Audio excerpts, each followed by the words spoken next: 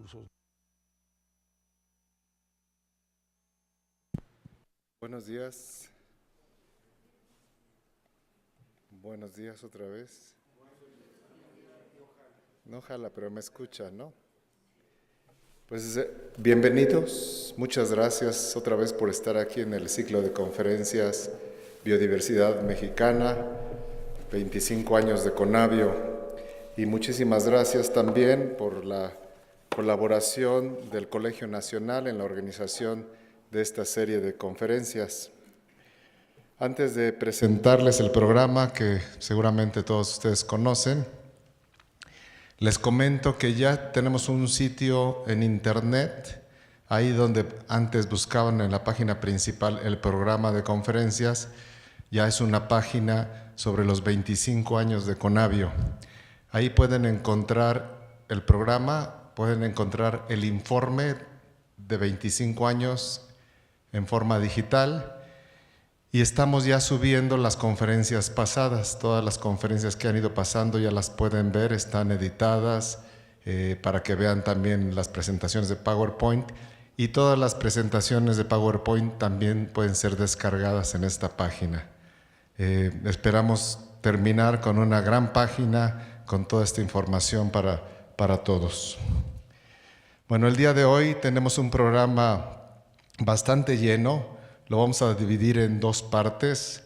Durante la primera parte, básicamente vamos a escuchar al doctor Rainer Ressel hablar sobre el monitoreo de incendios forestales, y después vamos a escuchar a la maestra en geografía Isabel Cruz, que nos va a platicar sobre los manglares de México y su monitoreo.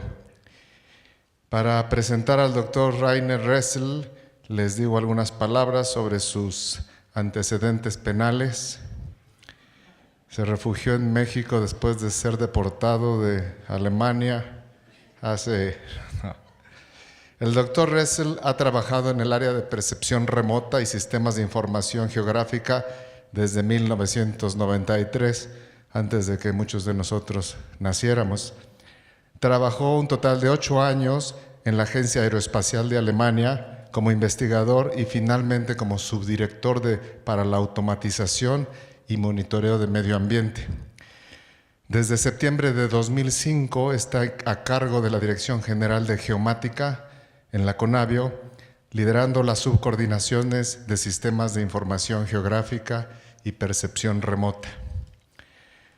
Sus intereses principales son el monitoreo de ecosistemas, desarrollo de sistemas operacionales basados en datos de percepción remota y sistemas de información geográfica, como por ejemplo los incendios forestales, la cobertura del suelo, productos oceanográficos, aplicaciones relacionadas con la biodiversidad y la geovisualización de la información espacial.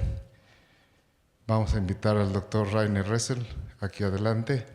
Le vamos a pedir que sea breve, 5 minutos suficiente para que podamos entablar una conversación antes de pasar a la siguiente charla.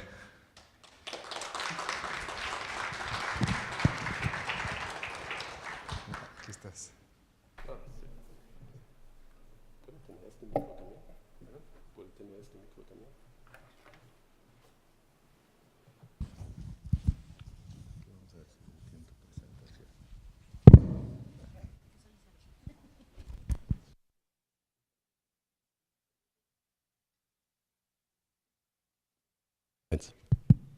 Bueno, buenos días a todos. Gracias, Carlos. De hecho, no sabía que tenías tantos detalles de mi historia criminal, pero ya saben todos. Entonces, bienvenidos. Para mí es un gran honor hoy introducir este ciclo de conferencias el día de hoy. Creo que es un día pesado con muchas prácticas interesantes. Entonces, la gente que no tiene mucha idea o experiencia que estamos haciendo en la Conavio, hoy en día vamos a tener una buena gama de aplicaciones durante el día. De hecho, el tema que estoy trabajando hoy probablemente es uno de los temas más atípicos de la Conavio, porque mucha gente a lo mejor se van a preguntar, oye, ¿y por qué hacen un monitoreo de incendios adentro de la Conavio? A lo mejor eso deberían hacer en otros lugares. Nosotros pensamos lo mismo, pero hasta ahora no lo hemos logrado migrar. Pero más adelante les voy a dar un poco la trayectoria de todo este programa y por qué finalmente quedó también en la Conavio. Aquí vemos cómo todo empezó. De hecho, este señor aquí, que también está por ahí, Michael Schmidt, fue prácticamente la primera especie invasora de Alemania en México, y él posteriormente trajo también a esa señorita y a mí desde Alemania en el marco de la cooperación técnica científica en los años 98 y 99. Isabel está con nosotros, que va a presentar posteriormente, y aquí atrás es nuestro jefe. Entonces, la mayoría siguen en Conavio, todos un poco más viejos y un poco más feos, menos Isabel. Nuestro jefe mucho más gris. Oye, eso yo puedo decir porque no está, ¿verdad? Sí. Entonces, así empezó en 99 con un estudio que voy a presentar un poquito más adelante. Aquí ven la antena de percepción remota que hemos comprado en su momento, en este año, uno de los primeros en América Latina. ¿Por qué empezamos con en Conavio? Porque en el año 98, a lo mejor algunos de ustedes, de los no tan jóvenes aquí, recuerdan exactamente este año. Fue uno de los años más pesados de los incendios, un año muy seco, con muchos incendios forestales en este año. Y el mismo Secretaría de Medio Ambiente nos preguntó si podríamos hacer un análisis detallado sobre los impactos de los incendios sobre la biodiversidad. Así empezaron prácticamente Isabel y Michael en su momento a analizar cómo se pueden utilizar imágenes satélites para monitorear este impacto sobre la biodiversidad en forma espacial, ¿sí? Entonces, una de las primeras imágenes que se utilizaron en su momento eran este tipo. Hoy en día estamos mucho más avanzados y lo vamos a ver más adelante, pero en su momento eso era state of the art, ¿eh? Era prácticamente un sensor del Defense Meteorological Space Program de la NOAA y de la NASA. Eran datos que prácticamente se utilizaron para fines del militar, sobre todo para detectar nubes, para fines de saber dónde y cuándo pueden volar sus aviones. Y también se derivaron imágenes en la noche. Entonces eso, por ejemplo, todas esas manchas blancas son luces que se ven desde el espacio. Y de esa forma, las luces, también vemos los incendios, y esas eran las imágenes que se utilizaron en el año 98 por primera vez para derivar primeramente dónde están los incendios y posteriormente un análisis del impacto de los mismos incendios sobre la biodiversidad. Porque hasta en este momento no hubo un análisis a nivel nacional cómo se pueden utilizar esas herramientas de percepción remota para este fin, y tampoco sabía mucho a nivel nacional cuál es el impacto de incendios, incendios y quemas sobre la biodiversidad. En este año en particular, como mencioné, era un año muy pesado de los incendios. En 98 se detectaron alrededor de 14,000 incendios con una área quemada de casi 850,000 hectáreas. Entonces es un área significativa, y por supuesto, si eso se repite cada año, entonces hay un impacto fuerte sobre la naturaleza. Ojo, no cualquier incendio automáticamente es un incendio nocivo o problemático para la naturaleza, pero muchos sí. Entonces, en base de este estudio, la Secretaría de Medio Ambiente preguntó a la CONABIO si podríamos hacer este monitoreo en forma continua y en forma operacional. Entonces, ahí decidimos, para un sistema operacional es mucho más difícil que simplemente hacer un estudio como lo hicimos en su momento, pero más bien en forma diaria, monitorear dónde están los incendios y posteriormente qué impacto tendrán. Y poco a poco se desarrolló el sistema que voy a presentar ahora. Entonces, en la trayectoria de todo eso, esos años hasta hoy en día, bueno, ahora tenemos 19, yo imagino el próximo año vamos a festejar los 20 años de los incendios, si no cae el satélite mientras. Aquí vemos todos los desarrollos que se hicieron en el transcurso del tiempo. Como pueden ver, los DMSP que mencioné al inicio, posteriormente dijimos, ok, necesitamos una automatización si queremos proporcionar esta información a diferentes instituciones como la CONAFOA o como la CONAMP. Entonces, ahí tenemos que procesar toda la información en casi tiempo real. Entonces, muchos de los procesos se automatizaron muy al inicio en esos años. De hecho, fuimos uno de los primeros sistemas operacionales del mundo y publicamos más rápido que la NASA en este momento, en el año 2000. Y posteriormente recibimos otros tipos de satélites más avanzadas, más nuevas, con más capacidad, que vamos a ver más adelante también. Y poco a poco hemos publicado información también para otros países. En este caso, por ejemplo, el primer país fue Guatemala, hasta Panamá al final. Y poco a poco hemos introducido otros tipos de informaciones, mejoras al sistema, nuevas formas de desplegar la información que vamos a ver más adelante. Y hasta hoy en día estamos mejorando el sistema poco a poco, pero prácticamente hoy es completamente operacional y hands-off, que vamos a ver más adelante. Esos son los diferentes antenas que hemos adquirido en el transcurso de los diferentes años. Aquí ven la chiquita, aquí con eso empezamos en el año 2001. Eso es el EVHA. EVHA también es un satélite. Todos son satélites de la NOAA y de la NASA. Son satélites gratuitos. De hecho, si ustedes tendrán ganas y se compran una antena como este, igual lo podrían recibir en su techo, igual como su televisión a través de Sky. Y entonces ahí podrían recibir también esta información que es gratuita.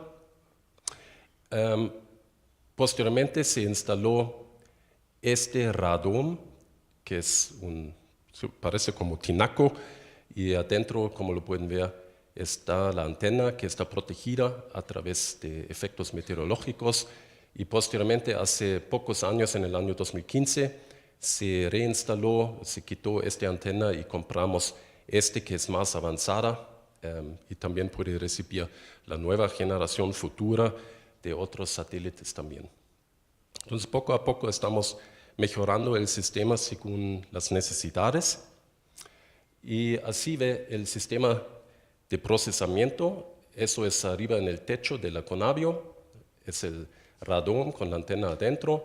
Y eso son nuestras herramientas y compus para procesar hoy en día esos diferentes satélites que utilizamos en forma paralela de EVHA, MODIS y de VIRS para derivar los puntos de calor o incendios que nosotros llamamos puntos de calor.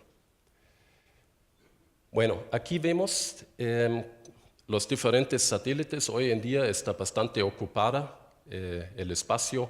Hay muchos satélites. Donde están esas flechas son los 3 satélites que actualmente estamos recibiendo y procesando. Son satélites que son orbitales, significa que van de un polo al otro polo, y cuando entran al círculo aquí sobre México las podemos ver y las podemos recibir a través de nuestra antena. Aquí eso es un paso típico, como entra a través del satélite y una vez cuando lo recibimos, lo reproyectamos a la proyección que estamos trabajando aquí y una imagen típica se ve de esa forma. Aquí vemos México con las nubes en blancos, por ejemplo.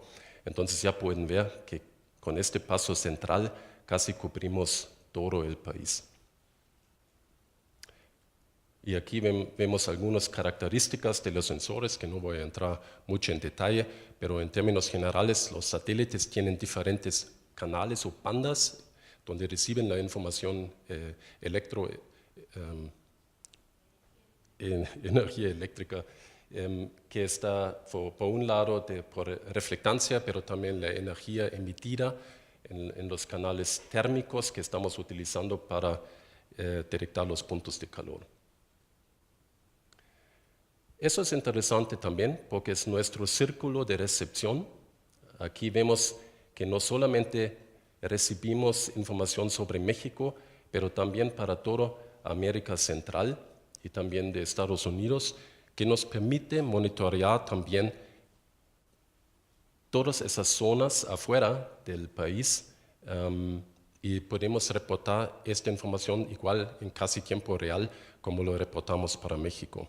Para muchos países al inicio no les gustó mucho la idea, sobre todo tuvimos algunos problemas creo con Guatemala al inicio en el año 2002, donde publicamos la información, hasta que finalmente todos esos países realizaron el beneficio de recibir esta información diariamente en forma gratuita y en tiempo real, hasta que posteriormente esos países de América Central nos pidieron el apoyo de monitorear también los incendios sobre su territorio y como lo pueden ver, justamente llegamos hasta Panamá, entonces varias veces al día, hasta 10 veces al día podemos reportar los incendios forestales adentro de este círculo de recepción. Bueno, y finalmente aquí solamente una pequeña estadística. Esos son toda la información que hoy en día contamos en la CONABIO de datos de percepción remota. Solamente aquí en azul, eso es la información del sistema de recepción de la CONABIO. Ya pueden ver que es en forma continua, cada día estamos recibiendo información y nuestro acervo crece continuamente. Hoy en día tenemos un poco más de, en total, 500,000 de datos de percepción remota. Muchos son de fotografías aéreas y también imágenes satelitales de otras fuentes, pero a través de nuestra propia antena tenemos alrededor de 50,000-60,000 imágenes hoy en día para diferentes usos. Y esas son las imágenes que estamos recibiendo, que hemos recibiendo en el transcurso del tiempo para el programa de puntos de calor. Aquí, como mencioné, en el año 98, los DMSP, posteriormente los AVHR, es un radiómetro, y posteriormente los datos MODIS que estamos recibiendo hoy en día, hace más de 10 años, y hace pocos años recibimos también el satélite WIRS, NPP-WIRS. Esas son las imágenes que aún están más avanzadas y estamos por prepararnos a la próxima generación que van a lanzar, creo, el próximo mes. Sí, de GOES, pero también viene del JPSS, que van a lanzar el próximo mes y lo vamos a recibir probablemente a partir del próximo año. Entonces, de esa forma estamos prácticamente renovando siempre nuestro sistema porque un satélite tiene aproximadamente entre 5 y 10 años de vida. En cuando muere, tampoco queremos que muera nuestro sistema.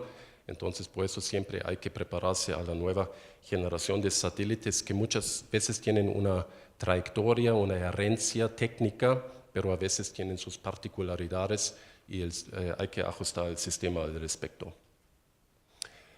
Bueno, para la gente que les gustan las estadísticas, aquí vemos los puntos de calor detectados a través de los diferentes sensores y vemos cuando empezamos en esos años los números y poco a poco esos son todos los puntos de calor que hemos detectado entre el año 2000 y 2017. más de 1 millón de puntos de calor.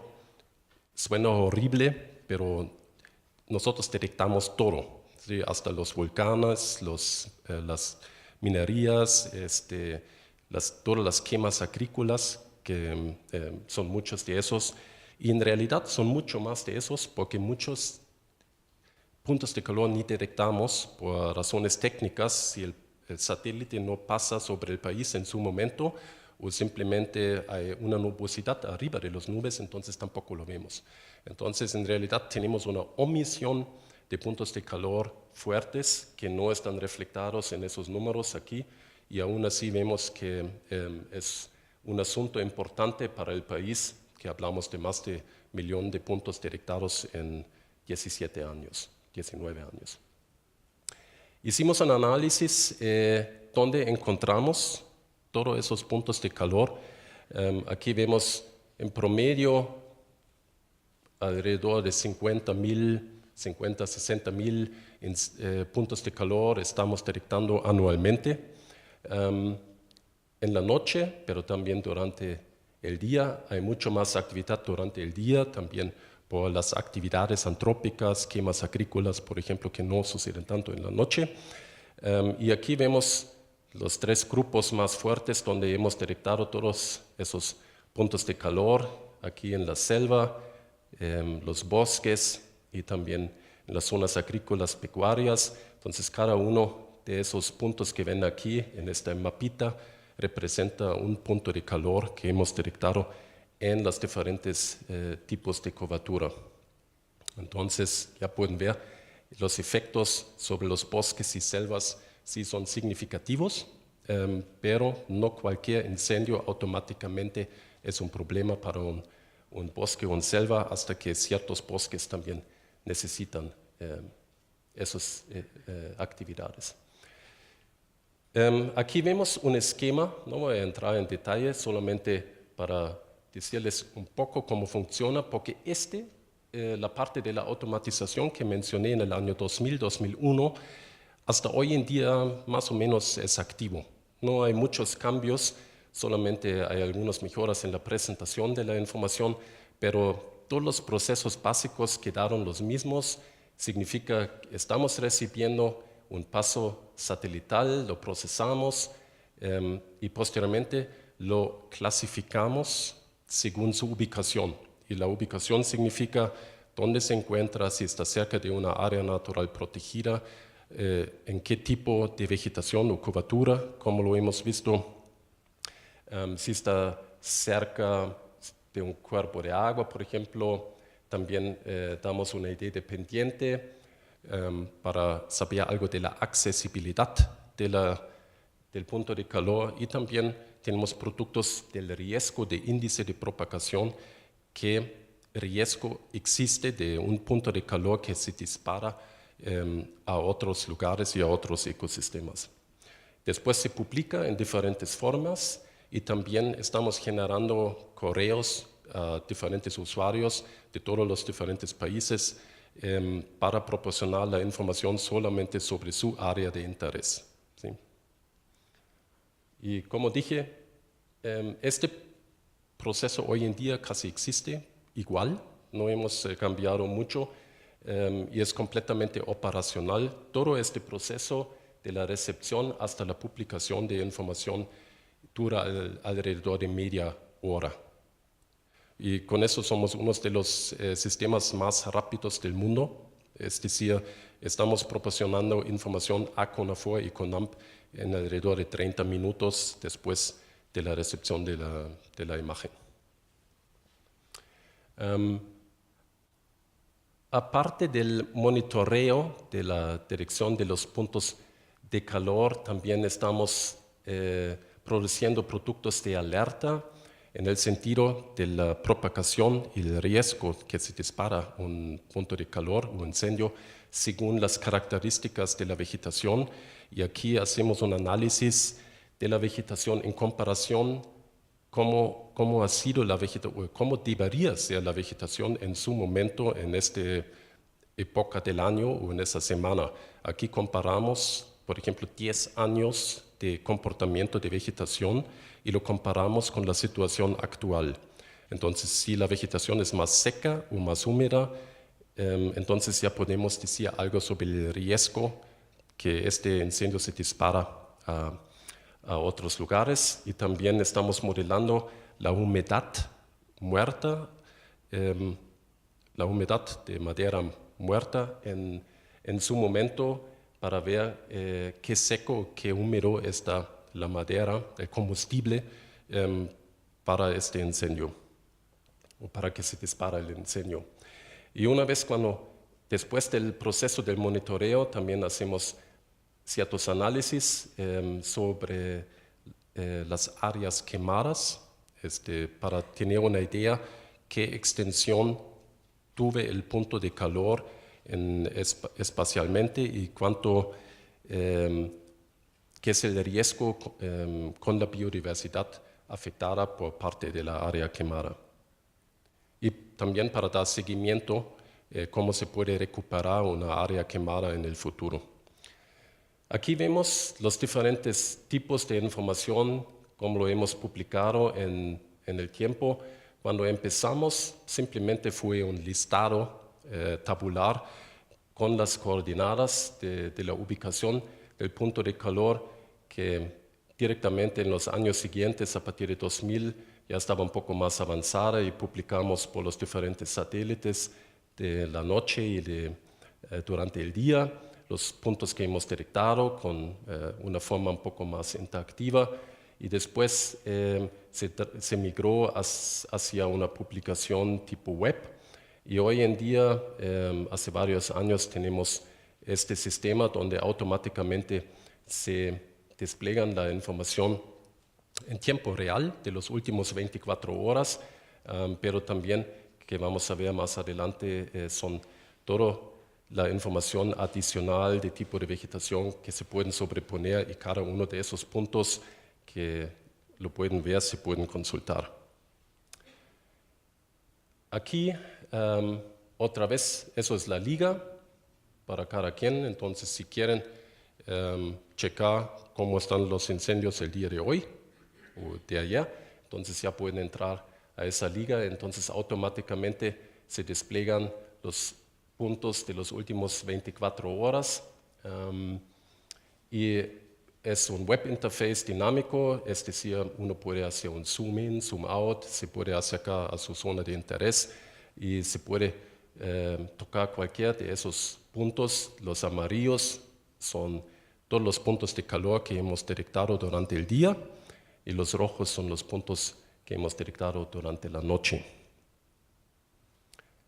Como mencioné, no sé si eso se puede ver desde atrás. Si pico este punto, entonces me da información dónde se encuentra el estadio del municipio, qué tipo de vegetación, si está cerca de una área natural protegida y a qué hora lo hemos detectado. Y más adelante también información histórica. Entonces, en este punto en particular, que es una zona urbana, por ejemplo, ¿cuántas veces hemos detectado un punto de calor en este lugar? Entonces nos da un historial. En este caso, por ejemplo, por este píxel en particular, hemos detectado todas esas diferentes fechas. La mayoría eran en el año 2006 y 2007, pero si lo recibimos ahora, entonces eso se agrega prácticamente en esa lista, y nos da una idea de la frecuencia de los impactos en ciertas zonas, y de este análisis sabemos cuáles son las zonas del país más afectadas por este fenómeno. Por supuesto, hay lo mismo en forma tabular. Todos esos puntos, a través de este botón de la lista, lo pueden tener aquí, y nos da toda la información de vegetación en forma tabular, y el usuario puede descargarlo en diferentes formas, por ejemplo, como shapefile para su propio sistema de información geográfica, como una lista simple, o en Google Earth se puede sobreponer en Google Earth si quieres manejarlo de esa forma. También se puede sobreponer las últimas imágenes que hemos recibido. Aquí vemos, por ejemplo, un compuesto de varias imágenes que hemos recibido durante este día. Entonces aquí vemos otra vez la nubosidad. Cualquier nube que vemos sobre la Tierra, ahí tenemos la limitante que no vemos esos incendios en su momento. Igual, por ejemplo, aquí nos falta un pedazo de la península Yucatán. Si eso sucede, en este momento tampoco podemos ver qué está pasando allá. Eso viene con el próximo satélite, que normalmente vienen alrededor de 100 minutos para un cruce de órbito a órbito, y eso nos permite cubrir esas zonas posteriormente. Pero, repito otra vez, si hasta que el próximo vuelta del satélite el incendio ya no está activo o no emite suficientemente energía, entonces no lo vemos. También, por ejemplo, si es un incendio que está dentro del sotobosque, entonces tampoco lo podemos necesariamente ver si está cubierto por el dosel y no emite suficientemente energía. Por eso, repito, aunque este millón que reporté anteriormente trae un error de la omisión de muchos incendios que ni podemos detectar por razones técnicas. Aquí ven el menú.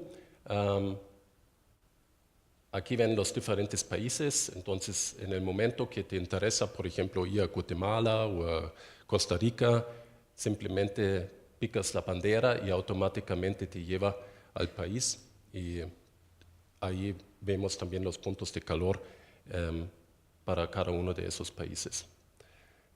Se puede poner los diferentes productos que mencioné, que vamos a ver: áreas naturales protegidas, cobertura de suelo, las fronteras de estados. Es como un pequeño sistema de información geográfica para caracterizar el espacio un poco.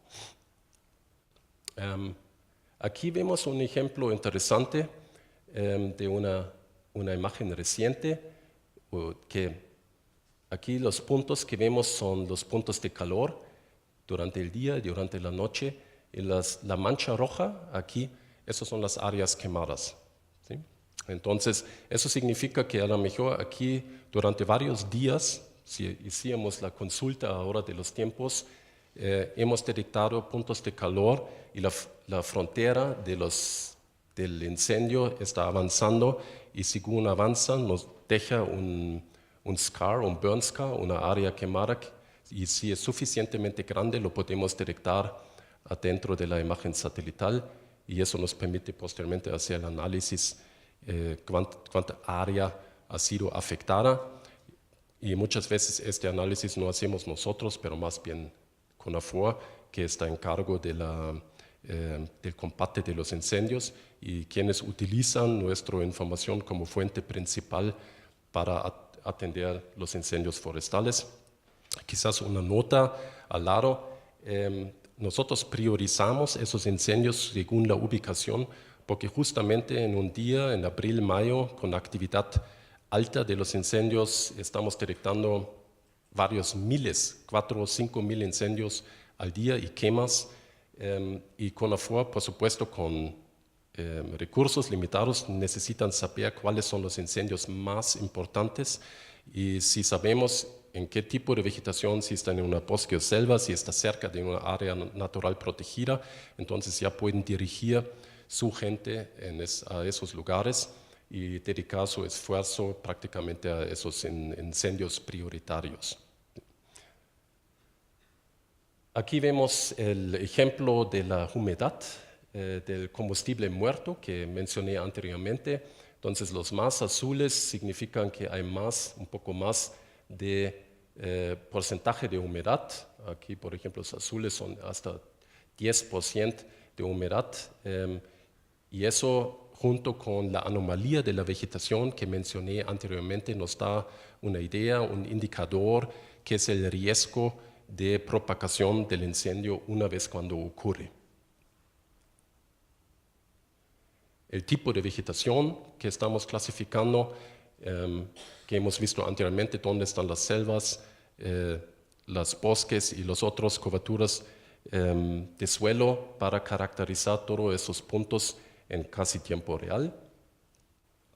Y solamente eso es una imagen nueva que quería demostrarles también es la diferencia, es que es una imagen de un satélite geoestacionario. Eso significa que está en una distancia de alrededor de 36.000 kilómetros mirando a la Tierra, mientras los satélites que nosotros estamos utilizando, como dije, están cruzando por cada órbito, y esos tienen la ventaja que están mirando a la Tierra en forma continua.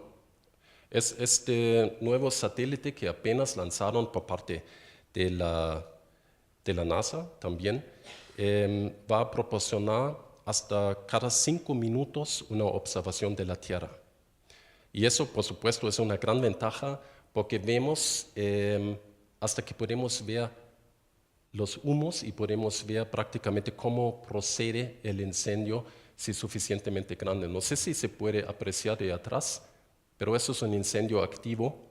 Aquí, esta manchita roja con el humo asociado, y vemos prácticamente la extensión del incendio. Y si esta información lo podemos recibir hasta 5 minutos o 15 minutos, hasta 30 minutos, hay diferentes formas de recibirlas técnicamente, entonces ya se puede ver la frontera, y eso es una información muy importante para los combates de los incendios en el momento que tienen que definir dónde está la frontera del incendio.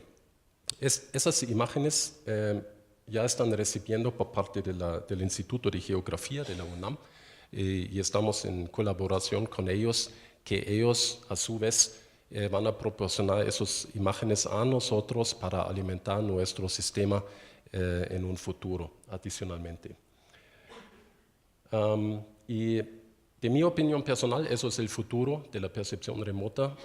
Son los satélites geoestacionarios, porque ahora también tienen la resolución espacial suficientemente fino para detectar esos fenómenos, y entonces ya no estamos limitados solamente a esos satélites que ven cada 100 minutos nuestro área de interés, y tampoco todo el país una vez.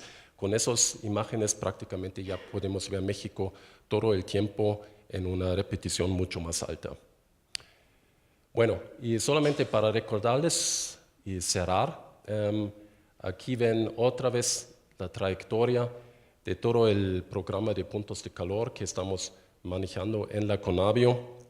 Como dije, ahora nos estamos preparando para esos nuevos insumos, los datos geoestacionarios, pero también el nuevo satélite orbital que van a lanzar en poco tiempo por parte de la NASA para alimentar nuestro sistema. Y pues finalmente, ¿a dónde vamos? Eso prácticamente es, creo, a dónde vamos, es incluir nuevas fuentes de satélites por parte de la nueva NASA, los geoestacionarios, pero también los orbitales, implementación de algunas funcionalidades nuevas al sistema, también, por ejemplo, cuántas emisiones salen de los incendios, que es importante en el marco de los compromisos del país de reportar las emisiones de los diferentes sectores. Hasta hoy en día los incendios no están contabilizados en esos protocolos de Kioto, por ejemplo. Allí podemos contribuir en un futuro.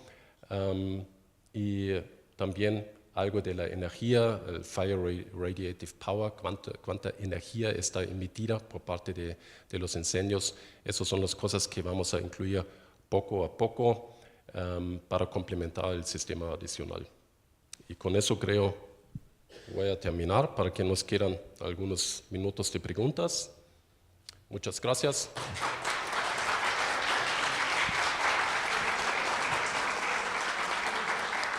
Muchas gracias, Reiner, por la puntualidad, y por supuesto que recibimos preguntas, sugerencias, comentarios. Sí. Nada complicado, por favor.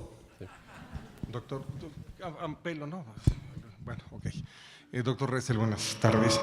Le tengo una pregunta, no menos, son 5.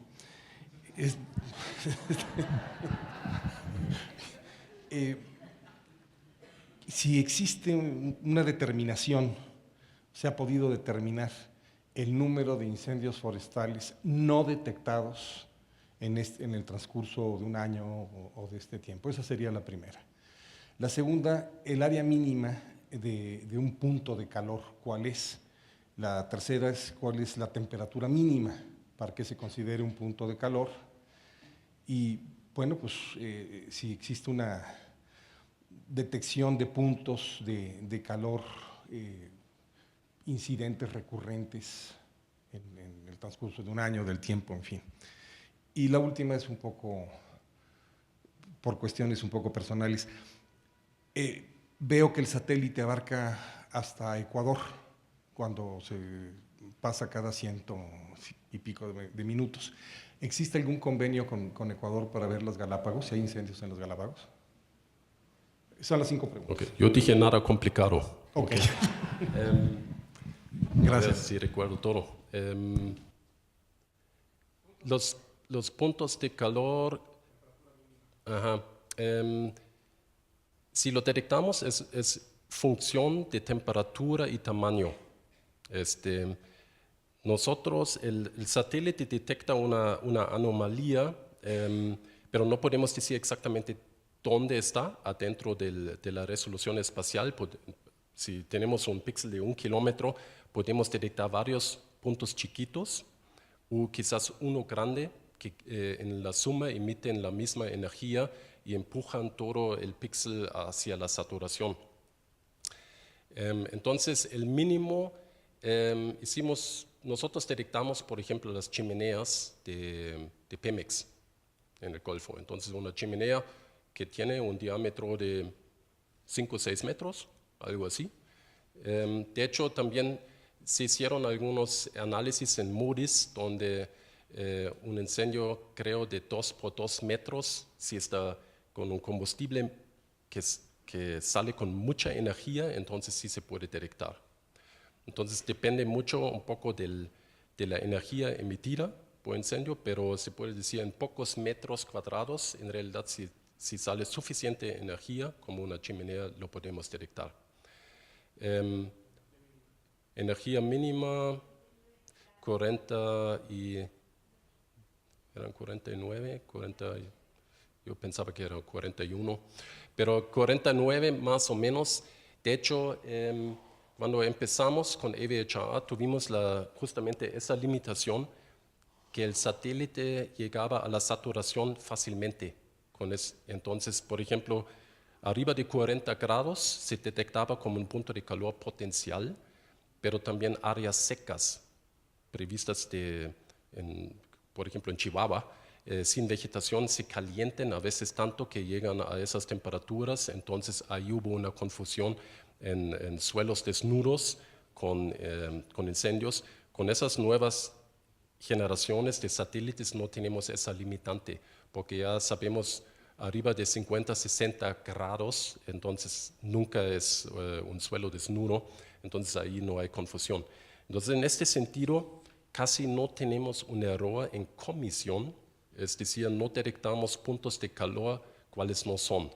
¿Sí? Casi todo lo que detectamos es una anomalía de tiempo o de temperatura asociado a un efecto, pero tenemos una omisión grande que mencionaste, y una vez hicimos un análisis y llegamos hasta un número de 80% por nubosidad, falta de cobertura en su momento. Si el incendio es en un sotobosque y no emite suficiente energía, entonces es interesante saber, porque este 1.000.000 de puntos que hemos visto en 17 años en realidad es un número mucho más alto, ¿sí? Que no detectamos. Tenemos la esperanza con esos nuevos satélites geoestacionarios con una repetitividad y cobertura completa que este número de omisión se puede bajar dramáticamente, ¿sí? Por otro lado, si ya detectamos 4 o 5 mil incendios a un día y esos son difíciles de atender, entonces uno imagina si reportamos 10 mil, 20 mil, 30 mil a la mejor para todo el país, entonces no va a facilitar el asunto. ¿Otra pregunta? Sí, muy buenos días a todos ustedes. Solamente deseo hacer algunas preguntas muy sencillitas. La primera, ¿por qué? Acá está. En el libro que habla precisamente sobre este tipo de conferencias del doctor Sarucán, habla precisamente sobre la ecología, la educación y la economía, ¿sí? Entonces, me pareció bastante interesante y quisiera que se pudiera difundir mucho más a nivel nacional ese libro tan importante. Segunda, ¿sí? ¿Es autofinanciable la detección de los puntos neurálgicos de las zonas de peligro? Tercero, en los incendios de California, ¿está participando la CONABIO con sus conocimientos? Cuarto, el satélite capta, capta nada más alguna parte en su radio que tiene de acción. ¿Será posible que haya más satélites que vayan al parejo, vamos, paralelos, para que capten todo en un solo momento? Quinta y última, ¿por qué en Radio UNAM no hizo una referencia a esta importante conferencia de hoy? Nada más. Gracias. Órale. Trato de responder desde atrás. La conferencia de COVID.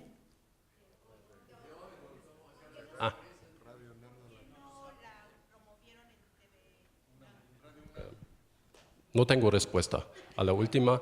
La anterior, sí hay varios satélites que de hecho ya estamos recibiendo varios en el mismo tiempo, que hoy en día es EVHA, VIRS y MODIS, que vienen más o menos a horarios similares, a veces compitiendo entre ellos, y con la esperanza que hay más satélites en el órbito en el futuro, vamos a tener más observaciones, sobre todo esos geoestacionarios, ¿no?, que mencioné anteriormente. Entonces hay varias observaciones en el mismo tiempo, ¿sí?, que estamos actualmente utilizando para nuestros análisis. La conferencia de California, no sé. En los incendios. No sabemos, de hecho, nosotros no nos encargamos en este sentido a dar seguimiento a los puntos de calor. Nosotros reportamos a las instancias más importantes del país, que es CONAFOR y CONAMP, y ahí no damos seguimiento cuáles de los incendios realmente están atacando. De mi conocimiento, sí hay un convenio bilateral con Estados Unidos, donde CONAFOR y viceversa de Estados Unidos están apoyando a incendios, sobre todo si son transfronterizas o cerca de la frontera, pidiendo apoyo de un país al otro. Entonces, en este sentido, asumo que México está apoyando en el combate de los incendios ahí por el momento. Hubo otra pregunta de ecología. Autosustentable, el programa. No, prácticamente es un programa que está financiado 100% por la CONABIO a través de los fondos públicos de los cuales estamos pagados en la CONABIO. Nosotros hicimos un cálculo aproximado que nos cuesta todo el sistema de la recepción, de la antena, mantenimiento, procesamiento, software, almacenamiento de información, y salimos en alrededor de 200 hasta 300 pesos por cada imagen satelital que estamos recibiendo y produciendo la información. Entonces, sí son cantidades significativas, pero tampoco exagerados completamente por el beneficio que el país tiene a través de tal sistema. Y ahora recuerdo la última pregunta de Ecuador. No, Ecuador no tenemos convenio porque nuestra antena llega solamente hasta Panamá, el círculo de recepción. Pero por otro lado, sí, algunas de las islas, pero Ecuador como país no entra, ¿sí? Como está muy a la orilla, a veces simplemente por la elevación del satélite. Abajo de 5 grados de elevación a veces se pierde el señal. Entonces en esas islas de Galápagos, por ejemplo, no recibimos suficiente información, pero hay otras estaciones en el mundo donde sí se puede ver esos productos, ¿no? Entonces, a través de la NASA, por ejemplo, pero no a través de nuestra estación. Muchas gracias. Si no hay otra pregunta, vamos a dar paso a la siguiente charla. Gracias, Rainer. Gracias, Rainer.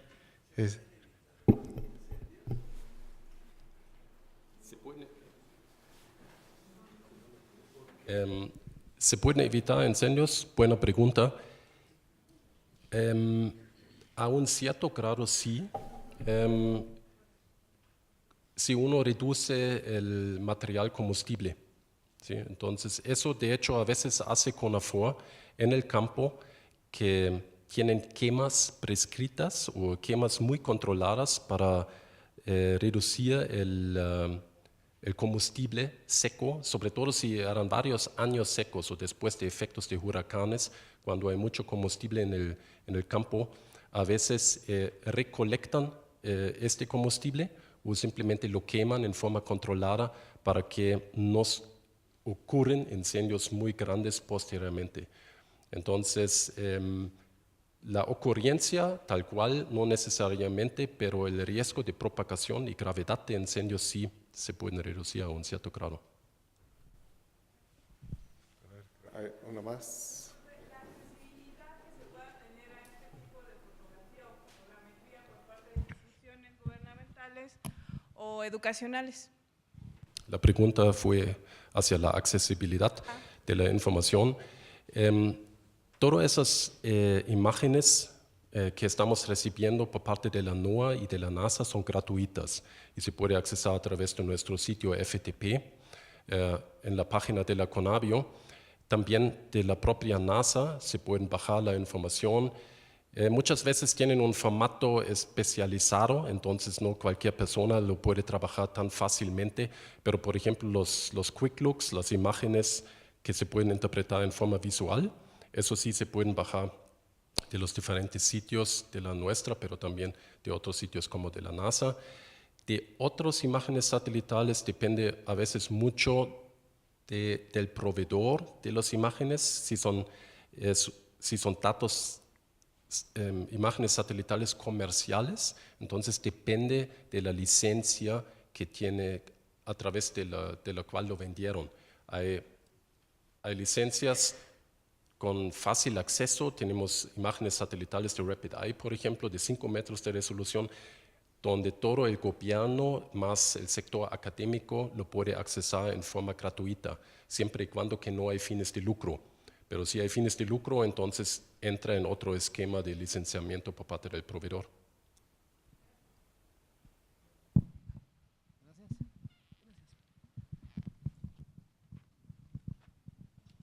Creo una pregunta más. Una más, nada más.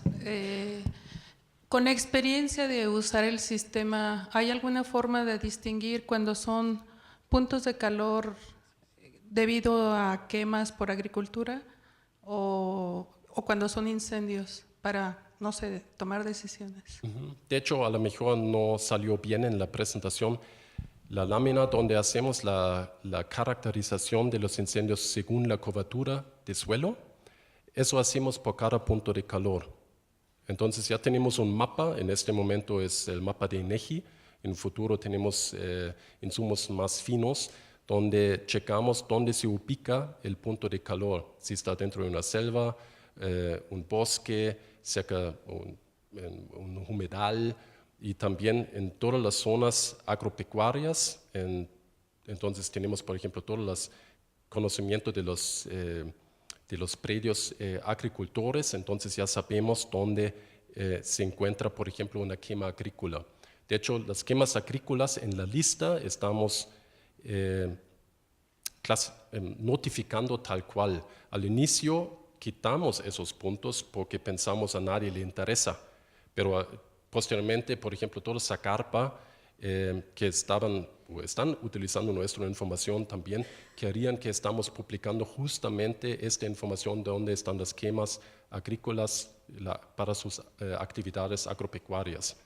Y nosotros damos una caracterización en el sentido si está cerca de un bosque, una selva, aunque está directado adentro de una zona agropecuaria, pero si está pegado, por ejemplo, a un bosque de selva y el riesgo en cuanto a la propagación del incendio podría entrar a un bosque, entonces sí tiene esa notificación o si está cerca de una área natural protegida. Gracias, Rainer. De todos modos,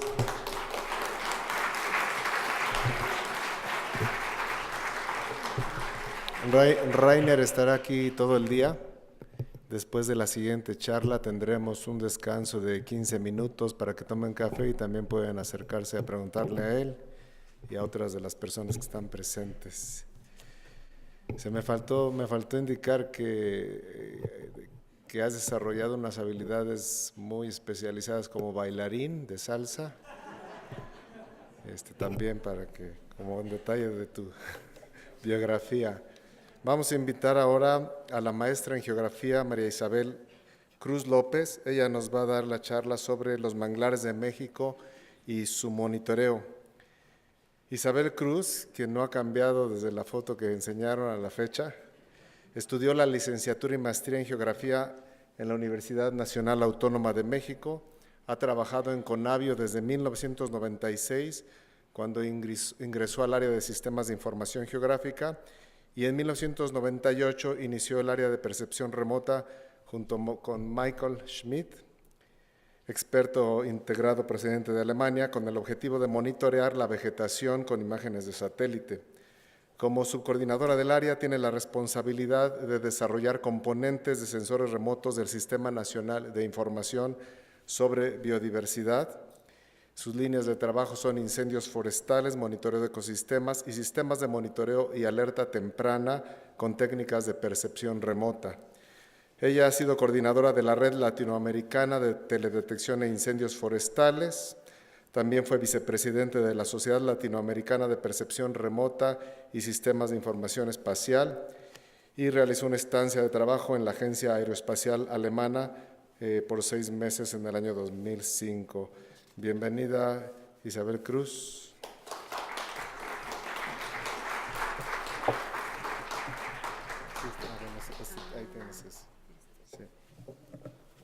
Buenos días, muchas gracias por estar aquí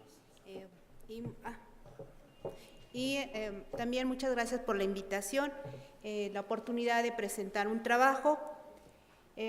Pues bueno, el día de hoy me tocó presentar este tema y les digo me tocó porque quiero reconocer el trabajo de mis compañeros. Ellos son los que han desarrollado a lo largo de 10 años este tema. Aquí están los que están actualmente trabajando y curiosamente he puesto et al porque han habido otras personas que han trabajado en él. Pues bueno, pasando, el día de hoy el objetivo de la presentación es mostrar el uso de las técnicas de percepción remota en el monitoreo de ecosistemas, el caso de manglares en México, para generar información necesaria en la toma de decisiones. Esto es el objetivo de esta charla. Vamos a ver 5 temas: México, país megadiverso y sus herramientas para conocerlo, el caso de manglares y su importancia, sistema de monitoreo de los manglares, las técnicas utilizadas y la información disponible y el conocimiento generado. Bien, a lo largo de estas charlas se ha hablado que México es un país megadiverso. Tenemos alrededor de casi 2 millones de kilómetros cuadrados de tierra emergida, y si le sumamos nuestro mar territorial y la zona económica exclusiva, pues tenemos un gran territorio. ¿Cómo estudiar? Esa es la pregunta, ¿cómo estudiar esta extensión con una gran cantidad de ecosistemas, desde los desiertos hasta las zonas tropicales, las zonas lluviosas, las costas? Este es un gran reto. ¿Cómo hacerlo? Pues hay algunas herramientas. En la historia de la humanidad, el hombre siempre ha estado interesado por conocer su territorio y sus recursos. Hace algunos años, platicando con unos de mis jefes, vi un libro muy interesante para mí porque hablaba de los mapas, de toda una colección de un trabajo de Orozco Iberra, que hizo una recopilación de cartografía para generar la cartografía en México. Y en este libro encontré este hermoso mapa, que si alguien sabe dónde es, me lo puede decir, porque no fue muy sencillo. Acá abajo, aunque no se ve, desafortunadamente, está una flor de lis que nos indica el norte. Entonces lo tuvimos que girar hacia el norte, como se debe de hacer con los mapas, y entonces aquí pudimos ver que es la costa en el Golfo, es la costa de Tabasco.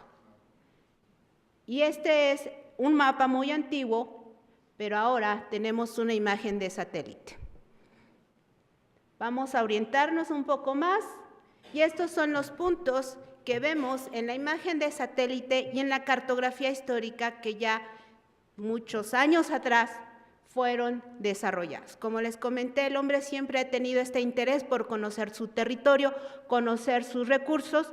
Aquí podemos ver muy bien, este sería el río Mezcalapa o Grijalva, este sería la desembocadura de los dos ríos Grijalva-Usumacinta, y este sería la laguna de Términos. Bien, entonces, pues el hombre ha creado herramientas para conocer qué es lo que nosotros tenemos, y ahora hay una técnica que se le llama percepción remota. Pero, ¿qué es eso de percepción remota? Pues rápidamente es la adquisición y medición de las propiedades de un fenómeno, de un objeto o algún material, sin estar en contacto físico con él. ¿Cómo es esto? Un poco como la radiografía. Cuando nosotros nos lastimamos y pensamos que nos lastimamos un hueso, vamos y nos sacan una radiografía, y entonces el médico ve qué es lo que tenemos. Entonces ahí no hay un contacto físico, sino ya está viendo una imagen de nuestro hueso. Un poco es eso, y esto lo hacemos con la energía que viene del Sol, llega a la superficie de la Tierra. En este satélite van montados algunos dispositivos que se llaman sensores, que son los que van a registrar y cuantificar la energía que la superficie de la Tierra refleja o emite. Es esta energía que llega del sensor, lo mandan a sistemas de recepción como la antena, como la que ya platicó Rainer. Procesamos esa energía para convertirla en una imagen de satélite. Esta es la técnica que nosotros vamos a utilizar. ¿Qué datos tenemos disponibles con estas técnicas?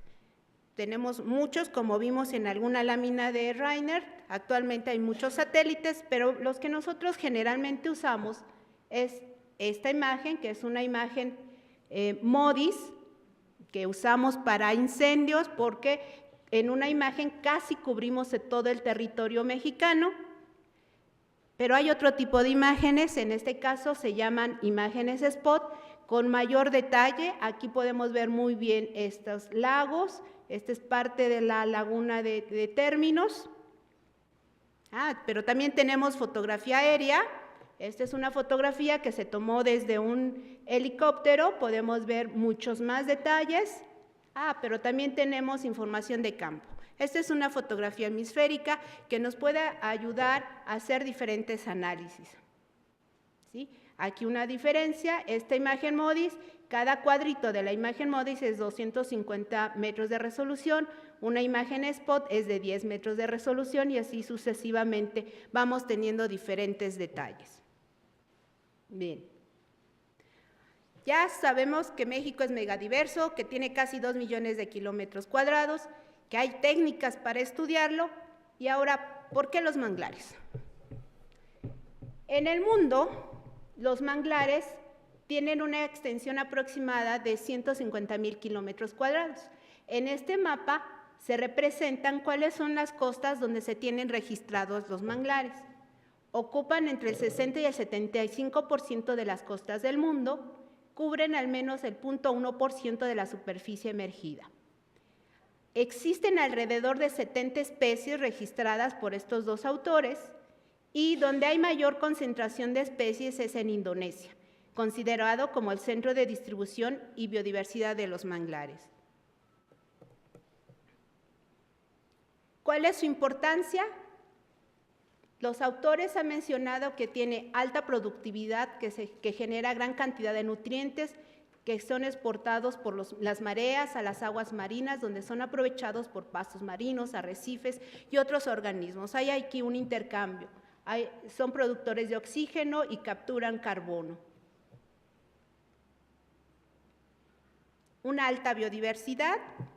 Aquí nada más representamos a algunas cuantas especies que son registradas en estos ecosistemas de manglares, pero también son muy útiles.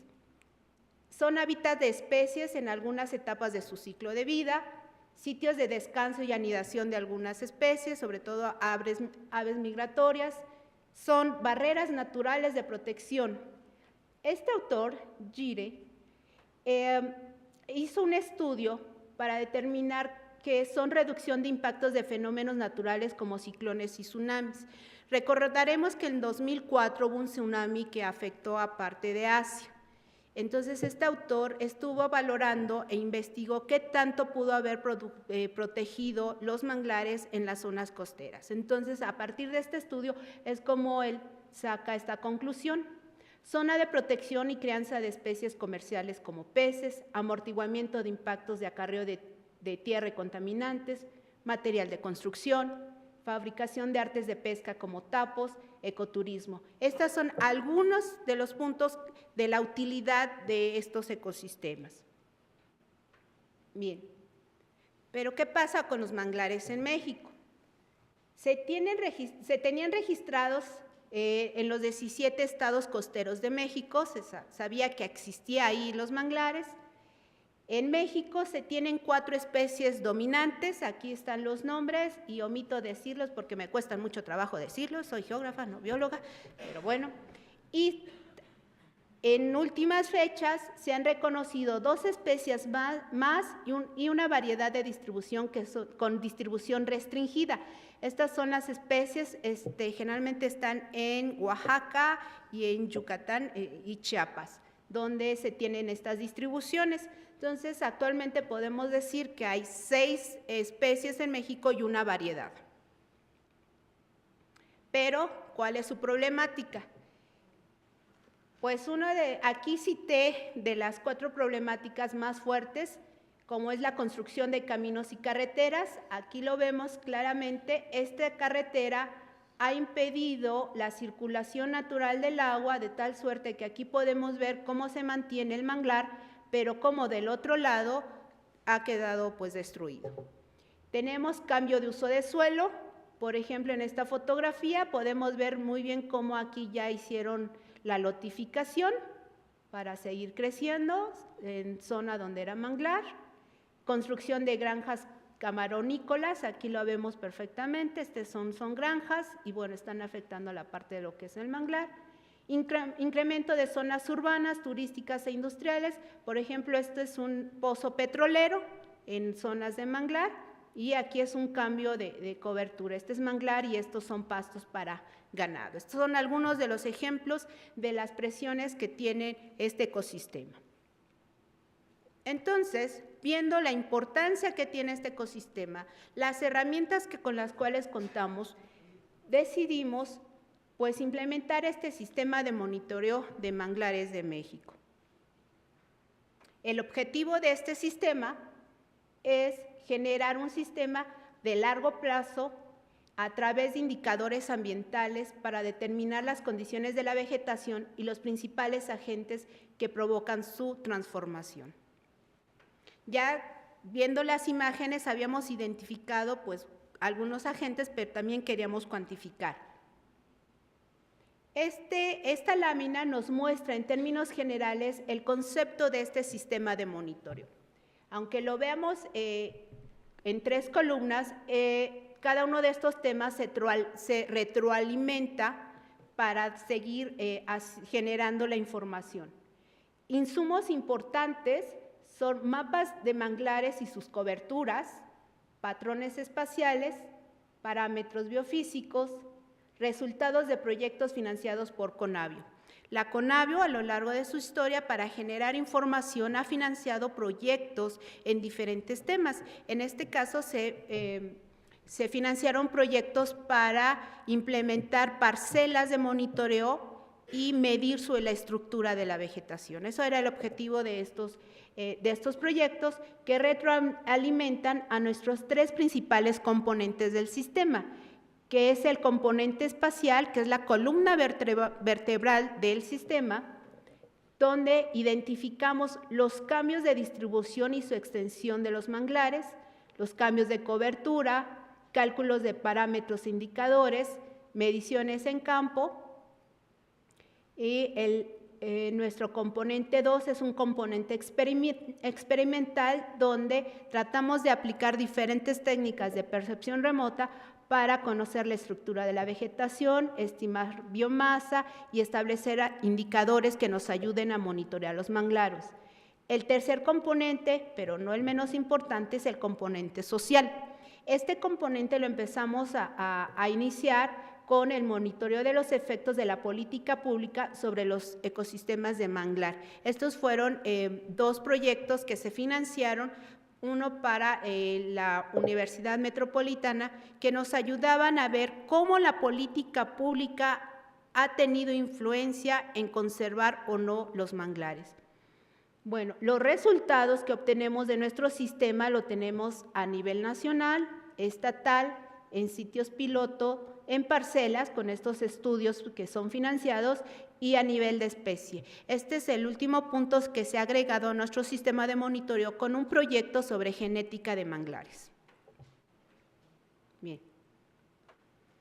Vamos a hablar un poco más del componente espacial, que es el que más se ha desarrollado en la Conavio.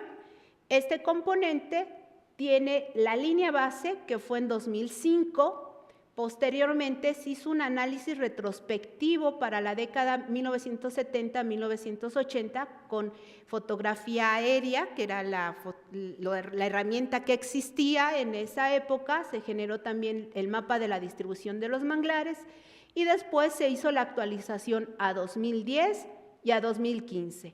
Todo estos 4 mapas se ha integrado los resultados para sacar el monitoreo de los manglares. Se tiene estimado que para el 2020 se genere el nuevo mapa de la distribución. Para establecer la línea base fue necesario primero una conceptualización. ¿Qué íbamos a cartografiar? Fuentes de información y una regionalización.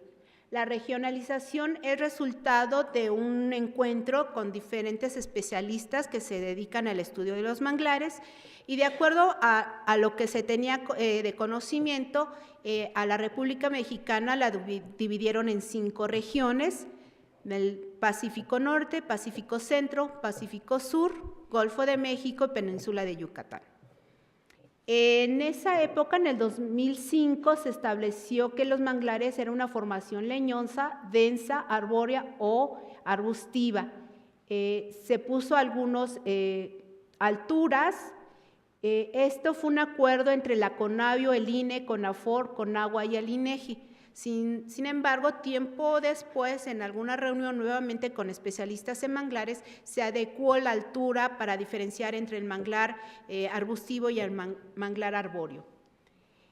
Bien, todo esto se tenía que conceptualizar y después fue la ejecución, adquisición de datos. Afortunadamente, ya en ese año se había puesto una antena que recibía las imágenes spot, se llamaba esa antena Hermex. La manejaba la Secretaría de Marina, el CIA por parte de Zagarpa y el INEGI. Ellos nos proveyeron de este tipo de imágenes en forma gratuita, que fue muy bueno porque, haciendo una estimación, si hubiésemos comprado estas imágenes nos hubiera salido alrededor de 6 millones de pesos si hubiésemos comprado esas imágenes. Afortunadamente, teníamos esta accesibilidad a estos datos. Se tuvo que hacer un preprocesamiento, se procesaron los datos para generar la cartografía, y un punto muy importante es la validación. En México se ha generado mucha cartografía, pero algo que es necesario es saber qué tan cerca estoy de la realidad cuando yo genero mi cartografía. Para ello, tuvimos la colaboración con la Secretaría de Marina, quienes nos facilitaron helicópteros en los cuales se montaron cámaras para tomar fotografías a lo largo de todas las costas. Bien, ¿cómo obtenemos la información? Tenemos la imagen de satélite. Aquí vamos a ver rápidamente el color rojo nos está indicando la distribución del manglar, ¿sí? Se ve en color rojo, ¿por qué no lo vemos en verde? Que es como nosotros vemos la vegetación.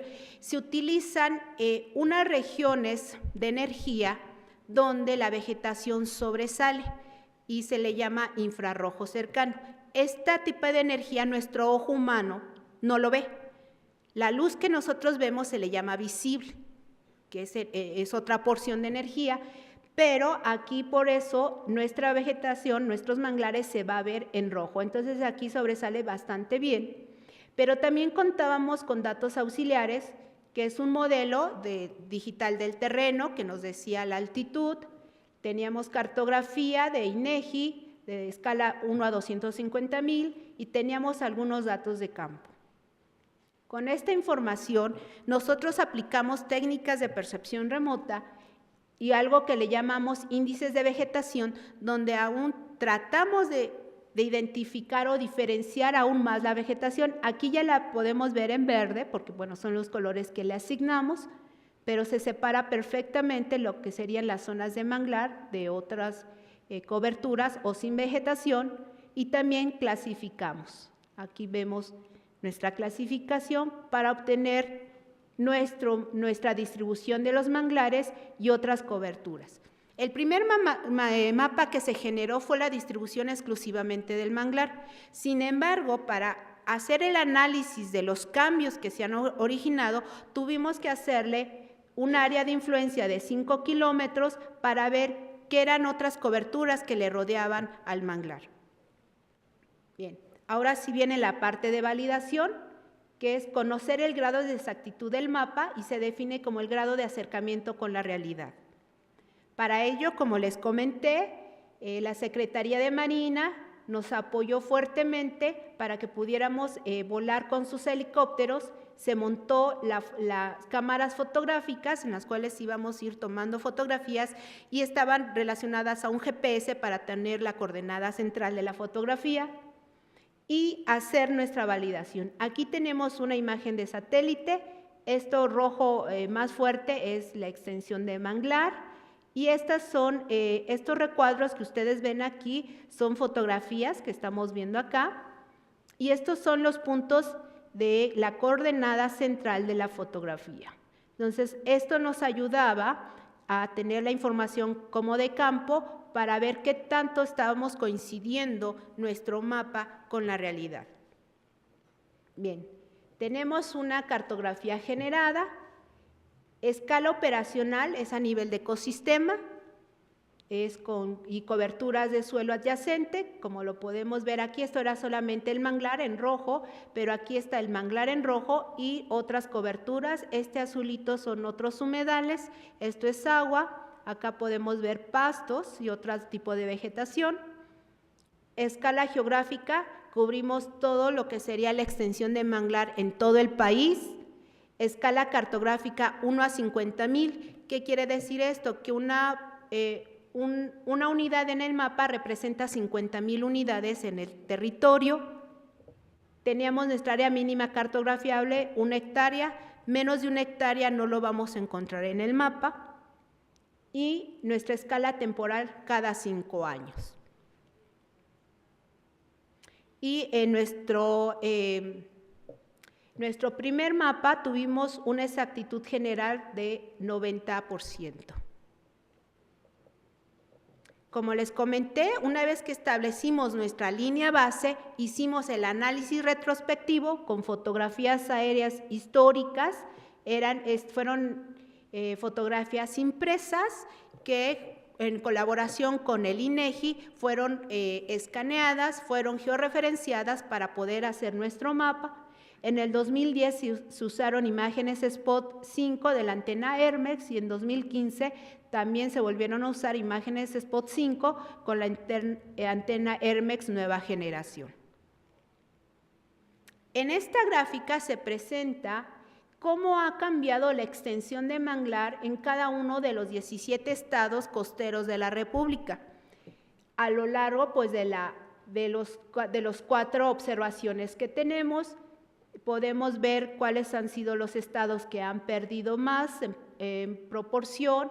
Por ejemplo, aquí Campeche es el estado que más extensión tiene de manglar, que ha perdido bastante, pero también tendremos a Jalisco, que aunque su extensión no es muy grande, pero sí ha perdido bastante en cuanto a su extensión. Casi más del 50% se ha perdido en ese estado.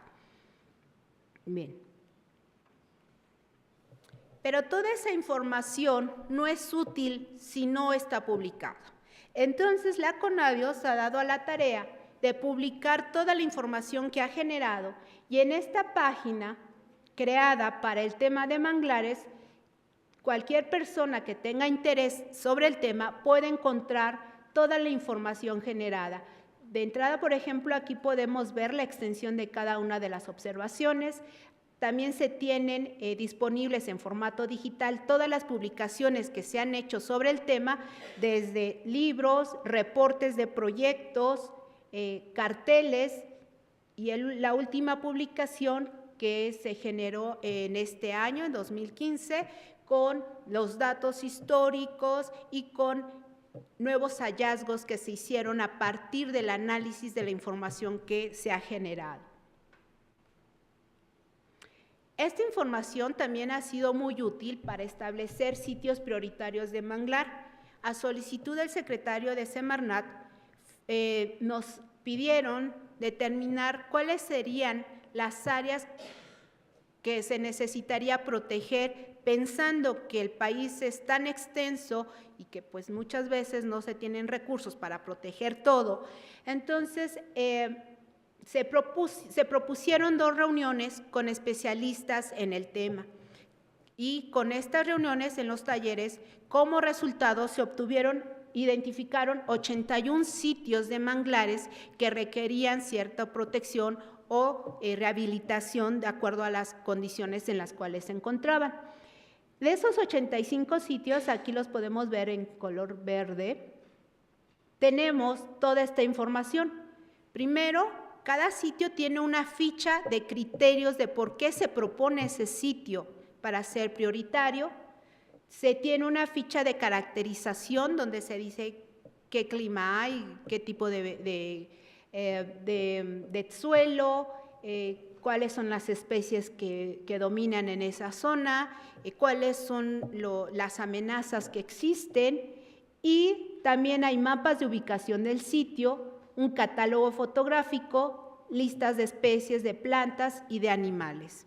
Entonces, esta información también está disponible para tomas de decisiones. Ha sido muy útil también para proyectos que tiene CONAFOR sobre proyectos de conservación de manglares, y también se han apoyado en esta cartografía. Bien, tenemos una parte es la página, un poco que es la parte documental, pero la parte cartográfica la podemos encontrar en este sitio, que es el portal de geoinformación de la Conavio, donde se tienen publicados 75 mapas de manglares, entre los cuales se encuentra pues, la distribución del manglar, las coberturas que le rodean, algunos mapas sobre indicadores, por ejemplo, de conectividad de los manglares, 20 mapas de uso de suelo que están por regiones, y también encontramos 5 mapas de los puntos de las coordenadas centrales de las fotografías. Entonces se puede extender el mapa, se puede consultar el punto y sale la fotografía que se tomó. Los mapas se encuentran en formato shapefile, KML y WMS, y los metadatos, que es la descripción de esos mapas, está en XML y HTML. Pero esa página está hecha para las personas que manejan cartografía. Pero ¿qué pasa con las personas que quieren información pero no manejan cartografía? Para ello se diseñó el Atlas Naturaleza y Sociedad, donde está la misma información, pero en una forma más digerida para las personas que de entrada no tienen interés de bajar un mapa y saber cómo manejarlo, sino en esta página pueden consultar los mapas sin tener que bajarlo y les proporciona pues toda la información. Actualmente tenemos 4 temas, que es el cambio de manglar, sitios prioritarios, las fotografías que se tomaron y la dinámica de cambios en el manglar. Esta es la última aplicación que se desarrolló y yo los invito a que lo consulten. Está muy bonito y muy ilustrativo de toda esta dinámica que hemos identificado. Bien, esta información, como les dije, nos ha ayudado a generar pues conocimiento sobre los manglares. Uno de esos es el manglar perturbado. Cuando nosotros iniciamos este trabajo, nosotros pensábamos solo en el manglar, pero cuando se analizaron las imágenes vimos que había zonas de manglar que daban un tono de color diferente y nos pusimos a la tarea a investigar qué pasaba ahí. Y este es un ejemplo. En el 2005, este polígono de color amarillo, pues bueno, era clasificado como manglar.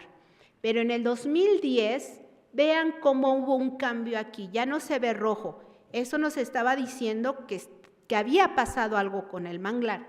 Y en el 2015 se empieza a ver nuevamente que se regenera el manglar. Entonces, ¿qué nos dice estos cambios? Pues se estima que el manglar perturbado se puede recuperar paulatinamente en un periodo aproximado de 5 años. Este es un ejemplo de manglar perturbado. Aquí se ven unos árboles verdes y lo demás se ve como café gris porque la vegetación está como muerta. Esto puede ocurrir cuando pasa un ciclón, por ejemplo, pero si nadie lo toca, si lo dejan ahí, el manglar se puede recuperar. Y esto, aquí tenemos las pruebas de ello. Entonces, esta categoría de manglar perturbado para nosotros es muy importante porque por alguna razón se perturbó, ya sea por razones naturales o por razones antrópicas. Pero si nadie lo cambia, si nadie lo altera, puede ser recuperado. O bueno, puede ser cambiado, también ese es un riesgo. Otro de los elementos importantes es la dinámica antrópica. Se hizo un análisis de ver cuáles son los agentes de cambio y aquí podemos ver el porcentaje de actividades que han invadido al manglar. Por ejemplo, entre el 2005 y 2010, las granjas acuícolas y estanques artificiales tuvieron un porcentaje muy alto, igual que las zonas en construcción. Entre los 70s, 80s y 2005, pues aquí tuvimos zonas turísticas también muy altas, los que afectaron más a las zonas de manglar. Bien. Otro elemento importante que surgió del análisis de esta información es la dinámica en las costas. Aquí vamos a ver, muy bien, es un ejemplo. Aquí vemos una imagen de satélite del 2005. En el 72, la costa llegaba hasta esta línea roja, ¿sí? Pero para el 2005 llegó aquí, es decir, perdimos 600 metros en línea recta. Imagínense pues todo lo que perdimos de costa en esta zona. Y no se para ahí, sino continúa esta dinámica, se sigue perdiendo la línea de costa en este punto y para el 2010 ya se había perdido 150 metros más. Este es uno de los elementos que tampoco teníamos como objetivo estudiar, pero surge a partir del análisis de toda la información que nosotros generamos. Como comenté, nuestro tercer elemento es la parte humana y esta es un poco la política pública. En esta lámina podemos ver un poquito de la historia de cómo el manglar ha sido protegido. En los 70s solamente estaba protegido el 1%. Sin embargo, ya para la década de 2013, podemos ver que ya de la superficie del manglar identificado, el 63% tiene una forma de protección. Entonces, a lo largo de la historia han habido algunas políticas que sí han ayudado a la protección de manglares. Sin embargo, también como resultado de los proyectos que se financiaron, se identificaron en el caso de Chiapas, por ejemplo, políticas de favorecer a la agricultura que dañaron al manglar. Bien, entonces podemos decir que este trabajo que ha desarrollado la CONABIO en este sistema de monitoreo nos ha dado oportunidad de identificar y generar conocimiento, saber cómo son los patrones de distribución del ecosistema en manglar. No es lo mismo el ecosistema en la península de Yucatán que en las costas de Jalisco. Se identificó la pérdida y recuperación del ecosistema, se identificaron los agentes de cambio, conocimos la dinámica de manglar con otros ecosistemas, porque es un ecosistema muy dinámico con los humedales que le rodean, identificación de manglar perturbado y su posible recuperación, la dinámica de la costa, dónde se pierde, dónde se gana, y diferenciación de especies de manglar a nivel local. Pues todo este sistema ha sido gracias pues, al trabajo en la CONABIO, pero también a diferentes colaboraciones. Primero, los especialistas de manglar, se creó un directorio donde las personas que se dedican al estudio de este ecosistema se pueden registrar e indicarnos dónde estudian, cuáles son sus áreas de estudio, qué estudian, y tenemos 247 personas registradas en este directorio. También las instituciones nacionales e internacionales han sido fundamental para el desarrollo de este sistema de monitoreo. Como les comenté, tanto INEGI como la Secretaría de Marina han sido fundamentales para este trabajo. Organizaciones no gubernamentales como ProNatura y población local. Cuando se ha salido a campo, el conocimiento de las personas que viven en estas zonas es fundamental para poder conocer aún más los manglares. A manera de conclusiones, podemos decir tres. Una, el uso de los datos de la tecnología espacial ha permitido el desarrollo del sistema de monitoreo. Como les comenté, la columna vertebral es la cartografía que surge de las imágenes de satélite. Dos, se ha generado información periódica y comparable en el tiempo.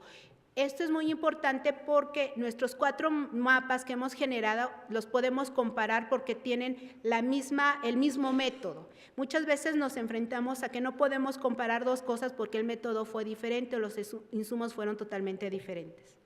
Y 3, permite conocer el ecosistema para la toma de decisiones. Entonces tenemos datos, información y conocimiento. Muchísimas gracias.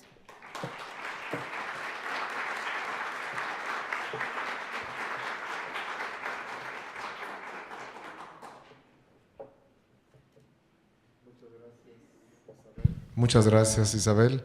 Si tienen preguntas, comentarios, les pedimos sean breves, digan su nombre, su institución y arrancamos. Tengo una pregunta. Buenos días.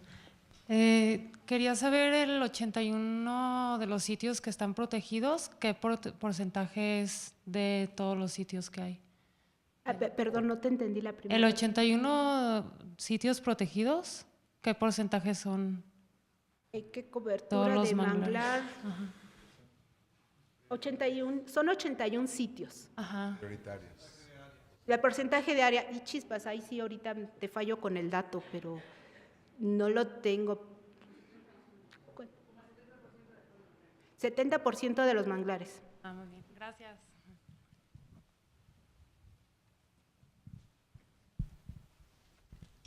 Nuevamente, buenos días.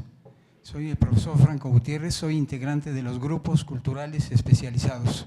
Solamente 3 preguntas.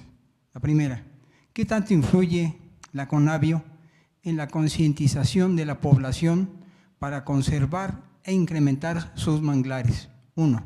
2. Al tener financiamiento gubernamental la CONABIO, ¿qué tan estable permanece esta ante los cambios gubernamentales? Tercera y última, ¿De qué maneras fomenta la Conavio una cultura ecológica en la población más sencilla, que es la que vive y sufre milimétricamente sus efectos, malos y peores? Gracias. Bien, para la primera pregunta, para proteger nuestro territorio y nuestros recursos hay que conocerlos. Entonces, una forma de cómo la Conavio incide en esta protección es generar esta información. Tratamos de permear hasta donde sea posible y, como les comentábamos, la población local nos ayuda mucho, y también puedo decir que son los primeros que protegen sus manglares. No puse la fotografía, pero hemos encontrado fotografías con letreros que dice protege mi manglar o no cortes mi manglar porque yo no afecto tu casa, ¿no? Entonces, la población local es de los principales que cuidan su territorio. La segunda pregunta, aunque no es mi competencia, lo que sí podría comentar es que pues, la Conavio ha mantenido su trabajo pues, desde sus inicios, que fue en el 94. Entonces, ha continuado trabajando sin interrupciones. Entonces, creo que puede estar un poco separado de estos cambios de cada 6 años, ¿no? Entonces, sí ha podido trabajar. Y la tercera es una pregunta que le correspondería un poco más al área de comunicación, ¿no? De cómo bajar esta información. Gracias.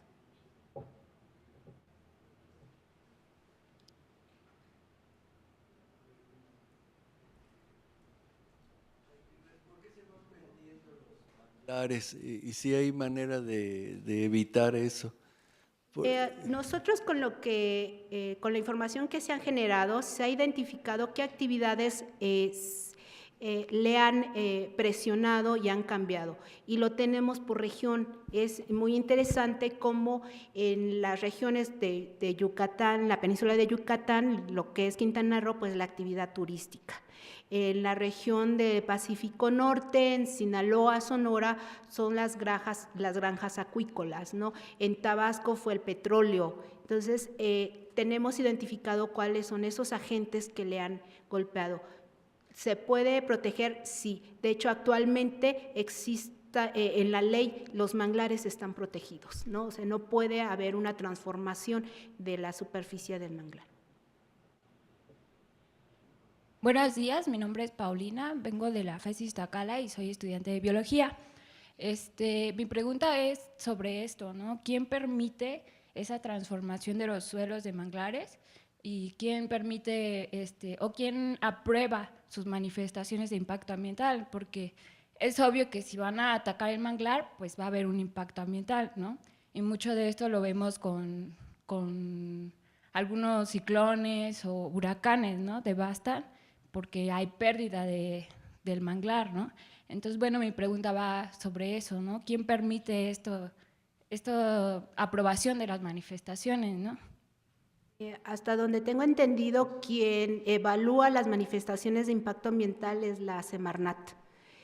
¿Quién lo permite? Eso sí, no podría contestarlo, ¿no? Doctora Cruz, buenas tardes y muchas gracias. Mi pregunta es muy concreta, son dos. Una va en el sentido de que la línea de costa, que se ha reducido impresionantemente, ¿se tiene detectado qué es lo que la ha quitado, la ha reducido? No, mira, nuestros resultados llegan a identificar dónde son los sitios donde hay esta dinámica de pérdida y donde hay la dinámica de ganancia. No nos hemos metido a profundidad a saber cuáles son las causas. En el caso concreto que le presento, es la punta de disciplina. Existen otros estudios, sobre todo de la universidad, donde han estado evaluando también esta dinámica, y mucho se habla, ya sea por las mismas características de corrientes o también por la actividad humana que de una u otra forma ha afectado el arrastre de sedimentos al construir presas, ¿no? Pero Conavio no se ha metido a profundidad en el tema, nada más hemos llegado a identificar dónde. Muchas gracias. Una segunda pregunta. En las áreas que se recuperan de manglar, me surge el cuestionamiento en el sentido de que, por ejemplo, cuando una selva tropical alta, perennifolia, ha sido destruida y se permite que se regenere de forma natural, pues nunca, jamás va a volver a ser igual que la original. De hecho, se les llama acaguales. Cuando en el norte, en los hermosísimos y vírgenes todavía, eso es algo poco frecuente, los agostaderos son pues intervenidos con ganado y eso, se recuperan, y a una observación completamente empírica, pues la recuperación es mucho más cercana al original en ese tipo de ecosistemas que en uno tropical. Mi pregunta concreta, ¿hay algún estudio de cómo es o qué tan avanzada, qué tan igual puede ser la recuperación de un ecosistema tan hermoso como son los manglares? Yo no tengo conocimiento, supondría que sí, con los investigadores que se han dedicado a los manglares, que son los que nos han apoyado mucho. Yo en realidad no tengo el conocimiento, pero supondría que hay proyectos y algunas conclusiones sobre eso. ¿Alguna otra pregunta? Sí. Buenos días, mi nombre es Dafne, estudio Ingeniería Ambiental en el ITGAM de Gustavo Madero, y mi pregunta es, ¿cómo reacciona la Conavio ante los ecocidios polémicos como fue lo del manglar de Tajamar? Mira, la Conavio proporciona información, esa es nuestra tarea. Nuestro cometido es proporcionar toda la información que sea posible para la conservación de nuestra biodiversidad. Entonces, ante eso, pues, lo primero, pues sí, dijeron, Conavio, ¿qué es lo que tiene? Y Conavio ofreció toda la cartografía, toda la fotografía aérea que se tiene del lugar. Gracias. Bueno, creo que le damos las gracias a Isabel. Muchas gracias.